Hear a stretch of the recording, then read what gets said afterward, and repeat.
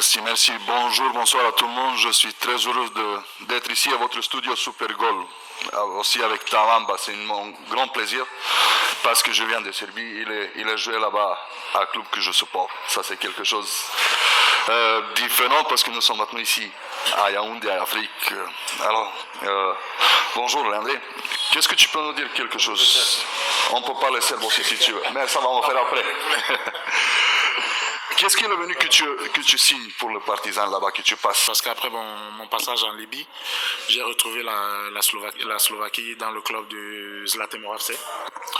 Donc après la saison, j'ai été sollicité par le FK Partizan de Belgrade. Mais la difficulté, c'était que j'avais d'autres clubs qui me sollicitaient, qui pouvaient payer mon transfert mieux que le Partizan. Donc, ça avait rendu un peu le transfert vers le Partizan difficile. Et ça a favorisé mon transfert vers le Kazakhstan où j'ai joué pour le FC Kairat. Mais mon expérience au FC Kairat n'était pas très bien parce que je ne m'entendais pas bien avec mon entraîneur. Avec certains joueurs, c'était pas facile. L'adaptation a été un peu difficile. Donc après tout ça, au terme de la saison, j'ai rencontré mes dirigeants pour leur dire que je ne me sentais pas bien et que je voulais partir. Ce qui a relancé le Partizan. Nous sommes entrés en contact et je crois que c'est de là qu'est parti mon transfert vers le Partizan. Tu penses que ça a donné un bon coup à ta carrière parce que tu es venu dans le club, après tu as joué comme monsieur l'a dit, Ligue d'Europe et tout ça, ça a changé beaucoup. Donc, on se retrouve maintenant en Afrique, dans ton pays. Qu'est-ce que tu peux dire, comment tu t'es senti là-bas en Serbie? En général, je crois que l'idée que nous avons de liste et non accueillant et tout, mais je crois que l'expérience que j'ai eue, de l'idée que j'avais en arrivant là-bas, j'ai été très surpris de trouver des gens très accueillants, des gens très sympas. Et pour parler particulièrement du club, c'était une expérience exceptionnelle. Parce que quand j'ai dit exceptionnelle, c'est vrai que je connais beaucoup de choses exceptionnelles dans ma vie, mais le Partizan de Belgrade, c'est un club que je porte dans mon cœur, un club que je ne vais jamais oublier par rapport à l'expérience que j'ai eue là-bas avec les fans. Et je profite pour saluer tous les gros barils du côté de Belgrade et dans le monde entier, parce que c'est un club qui a des fans partout. Et participer encore à l'Europa League, comme vous le disiez, c'était quelque chose de plus pour moi, de grandiose, parce que, comme je le disais, j'ai toujours travaillé pour atteindre ces niveaux-là, et le Partizan est le club qui m'a permis de réaliser cela, et pour ça, je dis merci beaucoup aux dirigeants qui ont cru en moi et qui m'ont permis de jouer dans ce club. Comme tu as dit, gros Barry, je peux voir là-bas que tu as fait une bonne connexion avec les supporters de Partizan. Qu'est-ce que c'est ce support qu'ils ont donné à toi? Qu'est-ce que ça signifiait pour toi, ça? Je crois que les fans de Partizan sont des fans très difficiles. Mais avec l'expérience que j'avais acquérie dans les autres championnats et les autres clubs, j'ai pu trouver la formule pour gagner leur cœur. Ça n'a pas été facile. Que le but contre l'Étoile Rouge, ça c'est une chose qui... Je crois que ça c'est une chose qui a beaucoup aidé aussi, parce que le derby de Belgrade, c'est l'un des plus chauds dans le monde. Et marquer le but qui nous permet non seulement de prendre l'avantage dans le match qui nous fait prendre la tête du championnat, si je me raconte bien, qui nous permet non seulement de gagner ce match-là et de prendre la tête du championnat. Et cette saison-là, de finir champion de Serbie, pour moi, c'était quelque chose d'exceptionnel. Et je crois que les fans m'ont prouvé combien cela était important pour eux, parce que dès la minute où j'ai marqué mon but, il y a une chanson qui a été créée pour moi à l'instant au stade. Et c'était du jamais vu pour tout le pays de la Serbie et pour les dans une minute.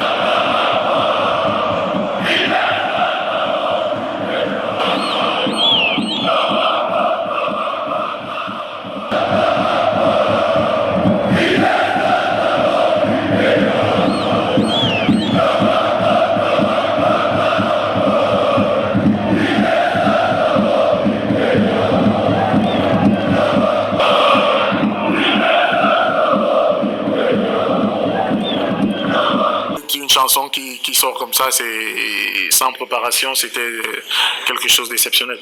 Est-ce que tu peux dire que les supporters du Partizan Global sont meilleurs du monde? Il y a plus meilleur. Bon, je ne sais pas si les autres sont meilleurs ou pas, mais je pense que pour moi, c'est les meilleurs que j'ai connus dans ma carrière. Oui. Dans ma carrière, je crois que c'est les meilleurs que j'ai connus. Dans l'année 2017, tu étais le meilleur buteur de l'équipe partisane. Tu as gagné le coupe, tu as joué la Ligue d'Europe. Qu'est-ce que ça a signifié pour toi, pour ta carrière après, quand tu es sorti de Partizan? Ouais, je crois qu'il faut rappeler que le Partizan avait déjà fait 13 ans sans participer à une phase finale de Coupe d'Europe, que ce soit en Champions League ou en Europa League. Donc, j'ai été un peu comme le messie de l'équipe pendant cette saison.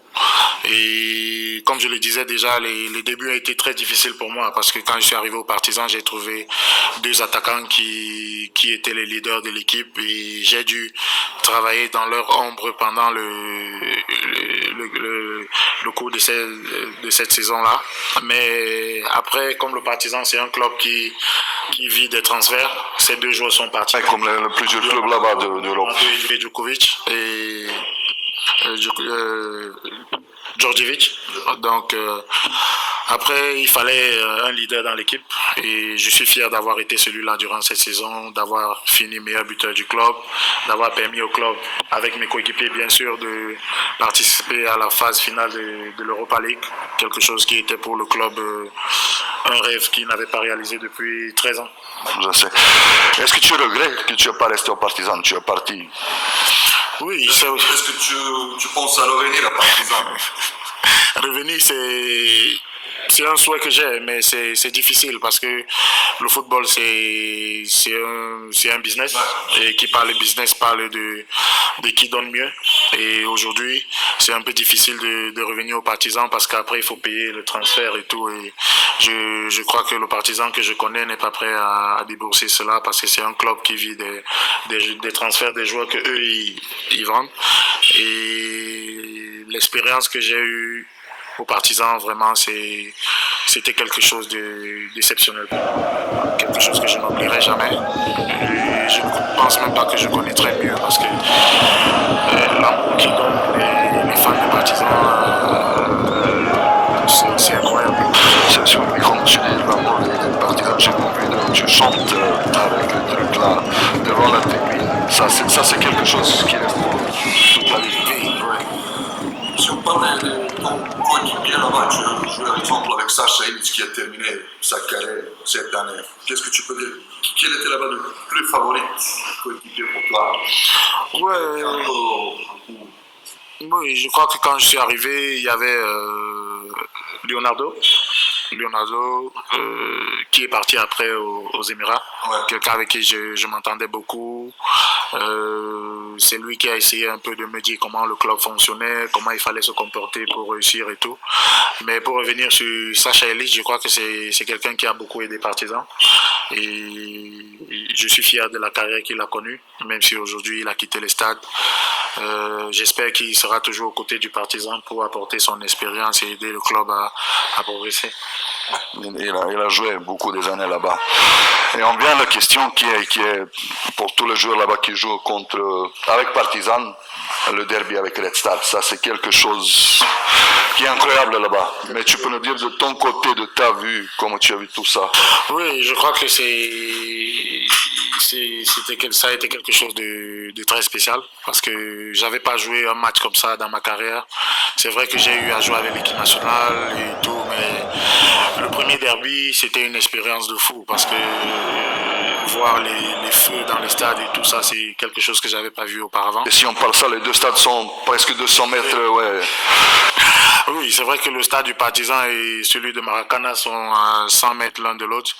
Et l'ambiance dans le stade, c'est quelque chose qui peut pousser à jouer même 120 ou je sais pas 200 minutes parce que c'est comme une fête et on n'a pas envie de s'arrêter. Par exemple, est-ce que tu peux comparer cette derby à Belgrade, donc quelques derbys dans l'Afrique? Est-ce qu'il y a quelque chose comme ça, l'équipe comme ça? Je crois que j'ai eu à voir certains derbys du côté du Maghreb, avec des clubs comme Zamalek, comme Al-Ali, d'Égypte. Parce qu'en Europe, on ne peut pas aller. Il y a Inter Milan, il y a Barcelone, Real Madrid. Mais... Parce que les derbys servent autant chaud que tous ces derbys-là. Est-ce que tu suis la situation de Partizan, comme il a joué l'année passée? Oui. Est-ce que tu parles avec les coéquipiers? Est-ce que tu es toujours en contact avec eux? Oui, Partizan, c'est comme je le disais déjà, c'est un club de cœur. Et c'est un club que je vais jamais quitter. Donc je continue à suivre le Partizan.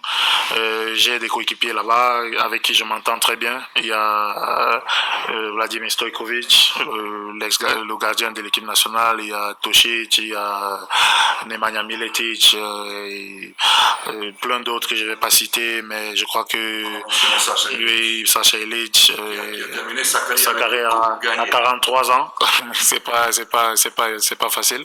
Et oui, je vois des matchs de temps en temps quand je peux, parce que souvent ça correspond avec mes heures d'entraînement ou mes matchs, donc c'est difficile de suivre. Mais je suis fier qu'ils aient gagné encore la coupe cette saison et j'espère que la saison prochaine ils pourront remporter le championnat.